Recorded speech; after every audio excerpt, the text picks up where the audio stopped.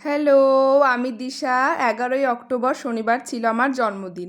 এবছর জন্মদিনটা ভেবেছিলাম একটু অন্যরকমভাবে কাটাবো, কিন্তু কি করব, জন্মদিনের আগের দিন রাত্রিবেলা এত শরীরটা খারাপ করলো, সারা রাত ঘুমোতেই পারলাম না।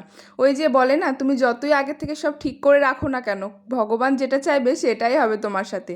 যাই হোক, জন্মদিনের সকালে উঠে ঠাকুর প্রণাম করলাম। মা সকালবেলা গ্রামের সব কালী মন্দির, শিব মন্দির সব জায়গায় পুজো দিয়ে এসেছিল। আজ যেহেতু শনিবার, কোনো আমিষ খাবার হবে না, তাই সব নিরামিষ পদ রান্না হয়েছিল। আচ্ছা, তোমাদের জন্মদিনে যদি এমন দিনে পড়ে, তাহলে তোমরা সেদিন কি করো? নিরামিষ খাও নাকি আমিষ খাও? অবশ্যই জানিও কিন্তু আমায়। তারপর মা বাবা আমায় আশীর্বাদ করলো। জন্মদিনে বাবা মায়ের আশীর্বাদের থেকে বড় কিছু আর বোধহয় হয় না। আচ্ছা, মা আজকে বানিয়ে দিয়েছিল আমায় আলু ভাজা, পটল ভাজা, বেগুন ভাজা, ভেন্ডি ভাজা, বরবটি ভাজা, কুমড়ো শাক, আলু পোস্ত, শুক্তো, চাটনি, পাঁপড়, দই, মিষ্টি।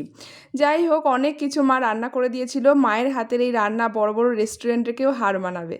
যাই হোক, সন্ধেবেলা বাবা মা একটু বেরিয়েছিল, তাই আমি রান্নাঘরটা পরিষ্কার করে নিচ্ছিলাম, রান্নাটাও বসিয়ে দিয়েছিলাম। মা লুচি ভেজে দিয়ে গেছিলো, আমি ডালটা বানিয়েছিলাম রাত্রিবেলার জন্য। আজকে লুচি আর ছোলার ডাল হয়েছিল।